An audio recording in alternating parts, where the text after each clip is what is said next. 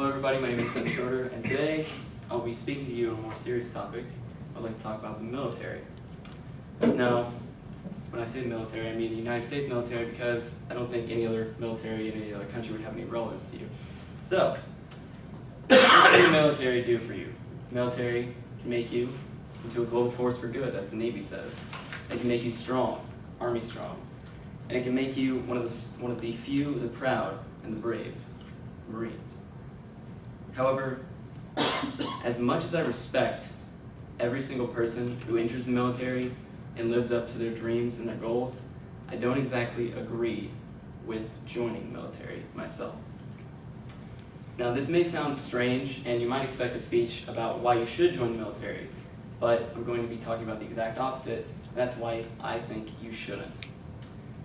My first point about why you shouldn't join the military, it has to do with what it does to you and your economic impact for your life. According to this chart that I received from militaryfactory.com, the brand new E1 pay scale is about $30,000 per year. And I understand this is a little hard to read, but you're gonna have to take my word for it. It's about $30,000 per year. It's exactly $29,959.80. That's annually. And this includes free housing, food, and the income tax advantage.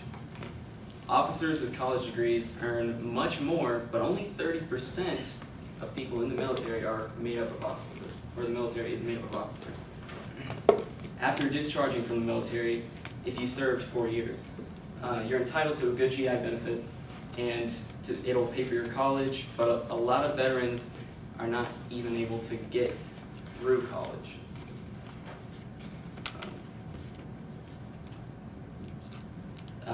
You're eligible for this benefit for up to 15 years after your discharge, but a person who enters the military at age 18 and makes about $30,000 a year is actually earning about $18,000 plus the housing, free food, and health care.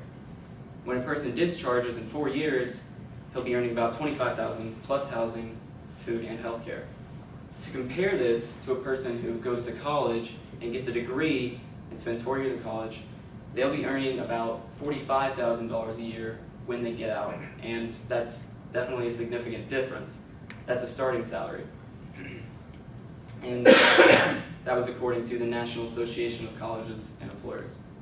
A veteran who decides to go to college and stays in college will delay that starting salary for another 4 years.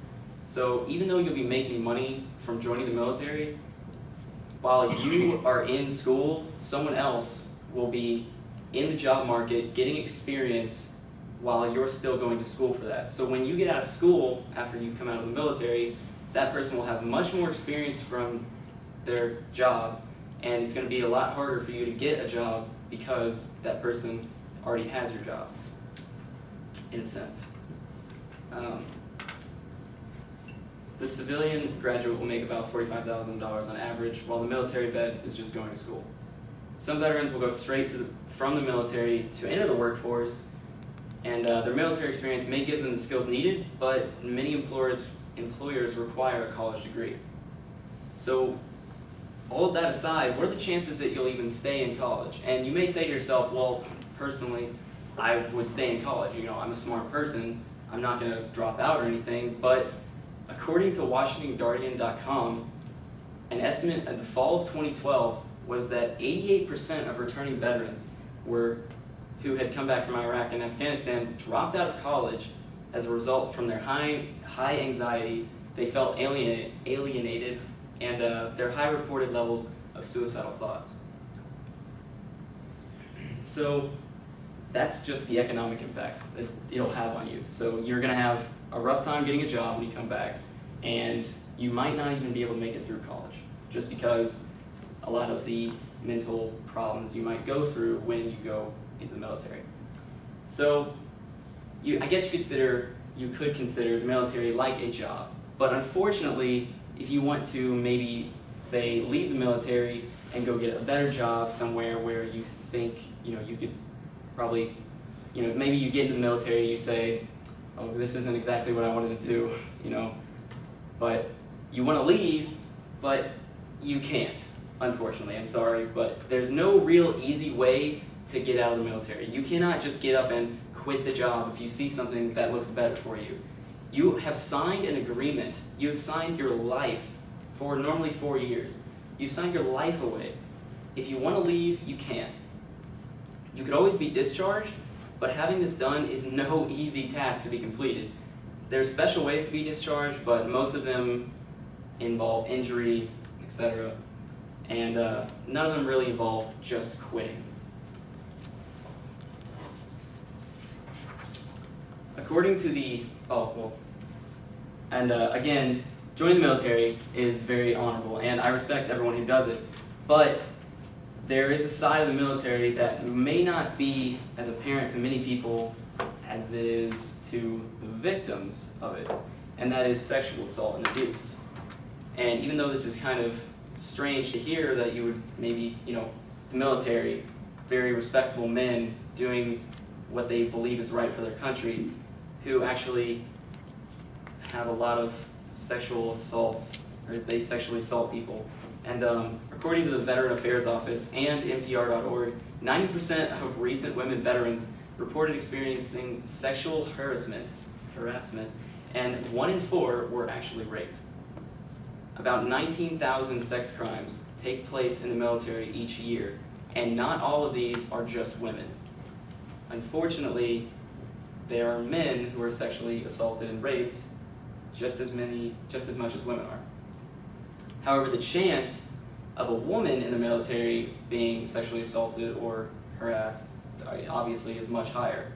Dora Hernandez, she leads a kind of like a therapy group for women veterans. One of her quotes from a interview that she did was, the worst thing for me is I don't really have to worry about an enemy or a warring nation.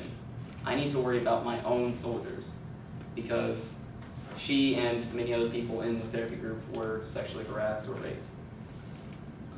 So let's just talk about the actual meat and bones of the military. When you think military, you're going to think war, right? So obviously with war, there's some things or problems that could come out of that, which there's a very real possibility that you might return dead. And last time I checked, no one really wants to die. So you could also return disabled or with psychological problems. And after going through something like war and you have these psychological problems, it's going to be a lot harder for you to find employment, not just from these psychological problems, but with what I said earlier about your economic impact, or the economic impact it'll have on you. So I advise you all, if you are considering joining the military, and if you have kids, take them to visit military graveyards and military veteran hospitals, and make sure that if they are considering, or if you're considering joining the military, make sure you know exactly what you're doing. You're signing your life away for 4 years. You could possibly enter a battle or go to the front lines of war and end up dead. Just make sure. I have a lot of friends just coming out of high school who wanted to go into the military, and I told them, they didn't really know what they wanted to do with their life, but they wanted to get into the military. So I told them, because my family, all 3 of my older brothers have been in the military, and I've seen a few of the little mental issues that come with that. And I tell all my friends, I say, know exactly what you're getting into, because it's not pretty a lot of the time. So with the disabled and mental issues that I was talking about, one of the main ones is PTSD, which is post-traumatic stress disorder. According to MakeTheConnection.com, PTSD, there's a large number of Iraq and Afghanistan war veterans that suffer from it. It is estimated that 1 in every 6 suffer from the problem. Student veterans are 7 times more likely to attempt suicide than their civilian counterparts. And 46% of veterans in college think about suicide, compared to only 6% of their civilian college students, Insomnia, anger, anxiety, depression are common symptoms of the trauma and PTSD, and these symptoms make it difficult for a returning vet to succeed in school or a job. And I actually have a personal story that I would like to share. This year, this is my first year in college, and I live on campus. My roommate, his name is Brandon Beisel, he actually committed suicide this year.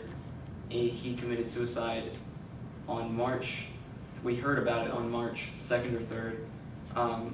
It was 4 or 5 days after his birthday, and he had been in the military for 5 years. He was my actual roommate, because in the dorms here you have 4 roommates, or 4 people in the dorms, you and then 3 roommates. But he was my actual, I shared a room with him. And it was very easy to tell that he had PTSD or some kind of mental, issues that he needed to work out. And I would actually have talks with him.